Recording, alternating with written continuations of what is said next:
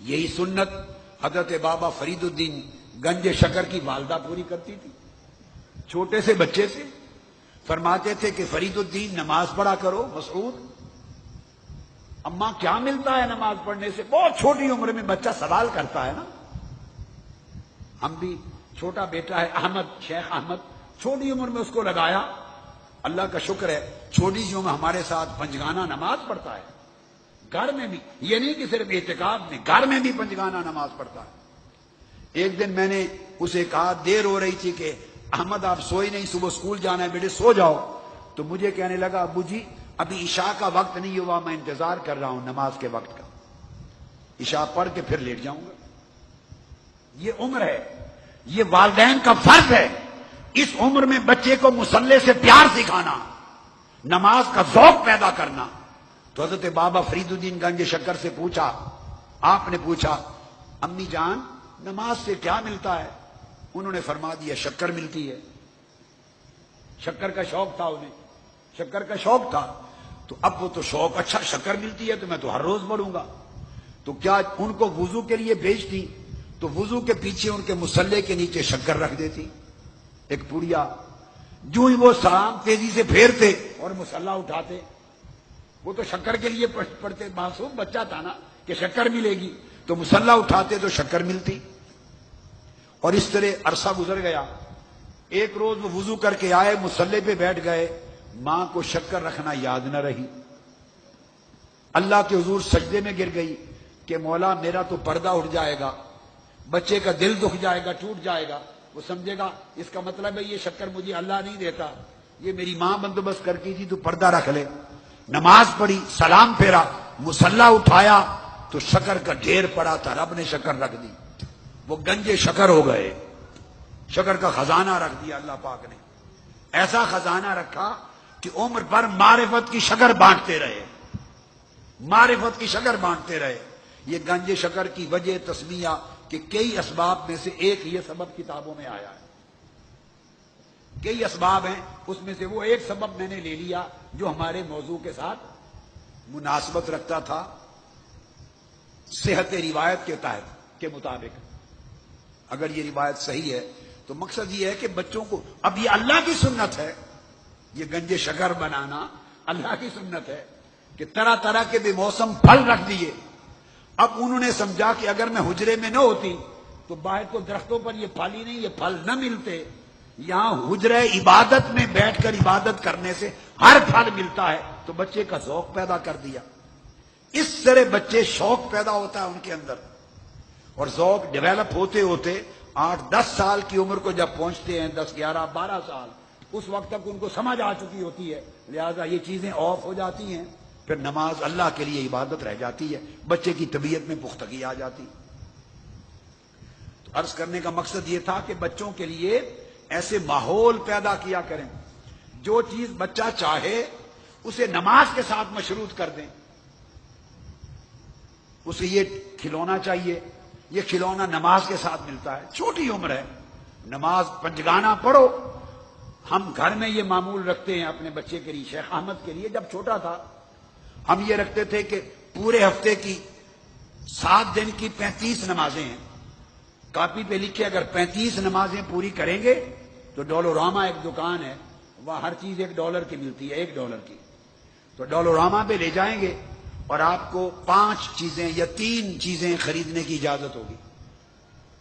تو وہ 35 نمازیں پوری کر دیتا ہفتے میں. اس کو ان کی امی جو ہیں وہ باجی لے جا کے ان کو ڈولوراما سے تحفے خرید کے دے دیتی.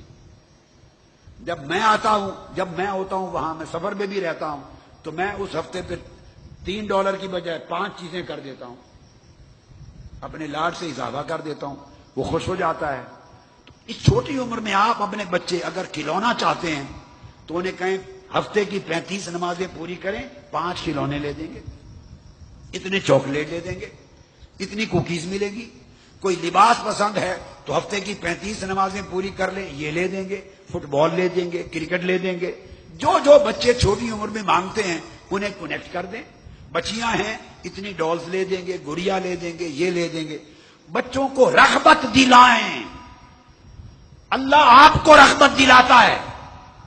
عبادت جنت کے لیے نہیں کرواتا، عبادت اپنی رضا اور اپنی معرفت کے لیے کرواتا ہے، مگر سارا قرآن پڑھیں عبادت گزاروں کے لیے کبھی باغات بتاتا ہے، کبھی چشمے بتاتا ہے، کبھی حورے سکھ بتاتا ہے آپ کو، کبھی خلبان بتاتا ہے، کبھی محلات بتاتا ہے، کبھی محلات کے نیچے بہتے ہوئے دریا بتاتا ہے، کبھی تکیے بتاتا ہے۔ ہر رات تراویح میں آپ سنتے تھے تکیوں پر بیٹھے ہوں گے، مخملی قالین ہوں گے، چشمے ہوں گے، خوبصورت باغ ہوں گے، جو چاہیں گے پھل مل جائے گا۔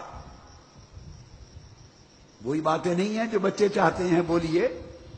جس پھل کی خواہش کریں گے درخت خود جھک جائے گا، مل جائے گا، اور ہوگا بھی ایسے۔ یہ ساری باتیں قرآن میں اللہ کیوں کرتا ہے؟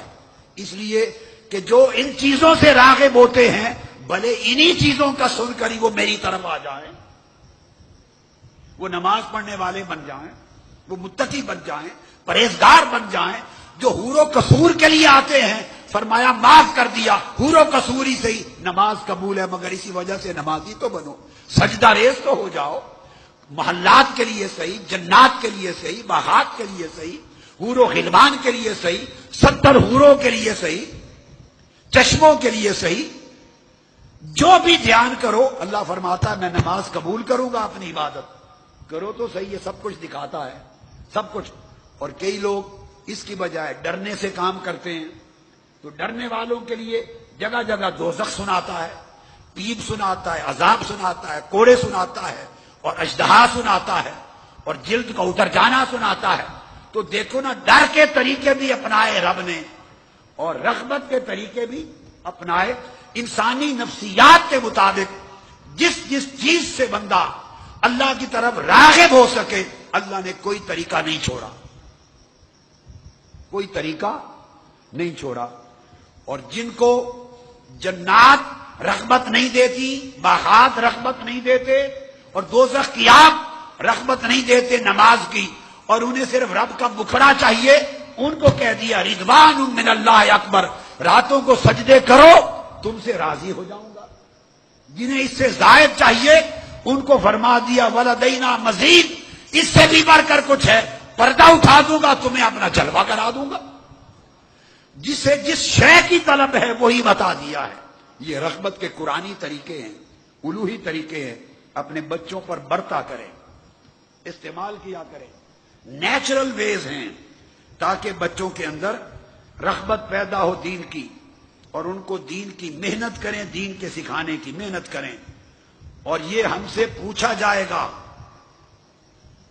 قیامت کے دن، تو فرمایا اس عمر میں بچوں کو، اور پھر جب 10 برس کے ہو جائیں دین سکھاؤ، اور 10 برس کے ہو جائیں تو بستر الگ کر دو، پھر وہ بیٹے ہوں یا بیٹیاں یا بہن بھائی اکٹھے نہ سوئیں۔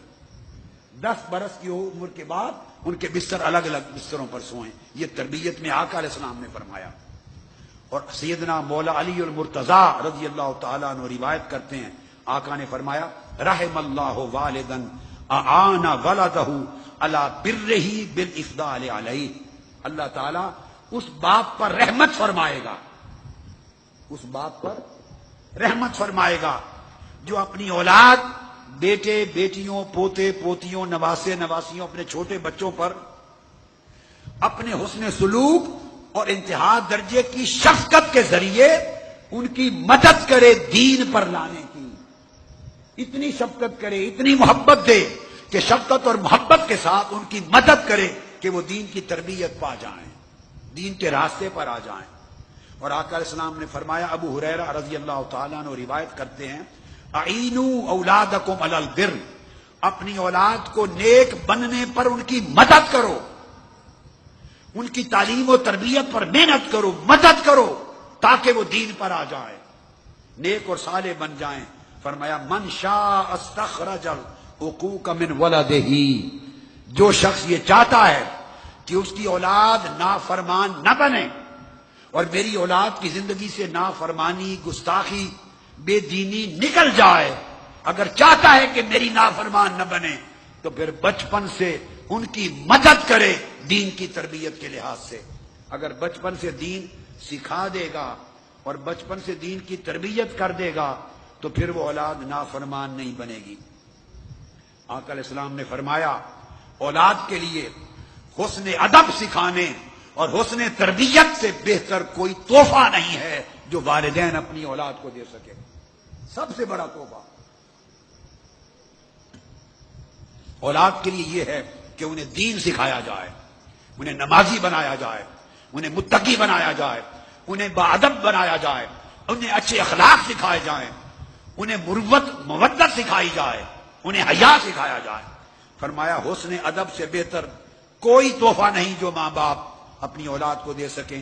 امام احمد نے، امام ترمذی اور بہقی نے روایت کیا. اور پھر ایک اور طریقہ، ہم چھوٹے بچوں کی عزت نہیں کرتے. بچے سمجھتے ہیں عزت سے نام نہیں لیتے، یہ بھی ہماری خرابی. آقا السلام نے فرمایا اکرموا، انس ابن مالک رضی اللہ تعالیٰ عنہ راوی ہیں، ابن ماجہ نے روایت کیا، اکرموا اولادکم واحسنوا ادبہم، چھوٹے بچوں کی عزت افزائی کیا کرو. چھوٹے بچوں کی چھوٹی عمر میں عزت افزائی کیا کرو. میں آپ کو اپنے گھر کا معمول بتاتا ہوں. 2 سال کی بچی بھی ہو نا بیٹی، جس کو سمجھ آئے، ہم اس کا خالی نام نہیں لیتے، یہ میرے گھر کا معمول ہے، ہم اس کو باجی کہتے ہیں. اس چھوٹی عمر میں عزت افزائی. آقا نے فرمایا اکرموا اولادکم، چھوٹے بیٹے پوتے ہو عزت افزائی کیا کرو. آقا نے فرمایا چھوٹی عمر کی اولاد کی عزت افزائی کرو. اس طرح انہیں دوسروں کی عزت کرنا آئے گا. جب دیکھیں گے نا میرے والدین، باپ دادا، ماں ہمیں عزت افزائی کرتے ہیں، وہ اپنے جیسوں کی عزت کریں گے، دوسروں کی کریں گے. عزت افزائی سے اکرام، عزت کرنا آتا ہے. اور فرمایا یہ بنیاد ہے، ان کو حسن ادب سکھاؤ تاکہ اس سے ان کے اندر اخلاق پیدا ہوں. اور آقا علیہ السلام نے فرمایا اپنے بچوں کو، اولاد کو اچھی تربیت دین کی دو. قیامت کے دن تم سے پوچھا جائے گا کہ تم نے اپنی اولاد کو کتنا ادب سکھایا، کتنا اخلاق سکھایا، کتنا دین ان کی زندگی میں ڈالا، کتنی تربیت کی. آپ لوگ اس سوسائٹی میں لاکھوں کروڑوں روپے اولاد کو ڈاکٹر بنانے پہ خرچ کرتے ہیں، انجینئر بنانے پر خرچ کرتے ہیں، جج بنانے پہ خرچ کرتے ہیں، بزنس مین بنانے پہ خرچ کرتے ہیں، سیاستدان بنانے پہ خرچ کرتے ہیں، اس کی دنیا سنوارنے پر سب کچھ لٹا دیتے ہیں. مگر گریبانوں میں جھانکو، پاکستانی مسلمانوں کتنا خرچ کرتے ہو اس بیٹے اور بچی کو اور بیٹی کو نیک صالح مسلمان بنانے پر. بس یہی کچھ کہ مسجد میں بھیج کے امام صاحب کے پاس ناظرہ قرآن پڑھا دیا، مولوی صاحب حافظ صاحب کو بلا کے ناظرہ قرآن پڑھا دیا. کیا دین کا حق ادا ہو گیا؟